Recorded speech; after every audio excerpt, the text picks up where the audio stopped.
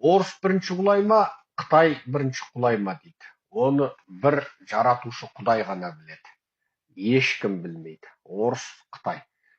Таңертең орнымыздан тұрсақ, Си Цзиньпинді тұтқындапты десе, Қытай құлайды.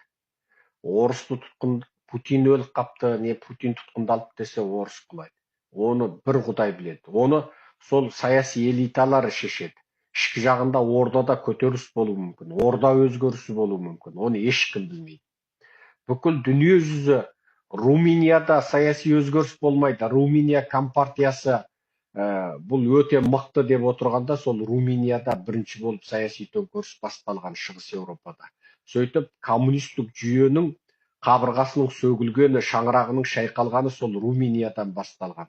Сондықтан бұл жерде бір нәрсені, саяси өзгеріс мәселесін кесіп айту қиындау болады.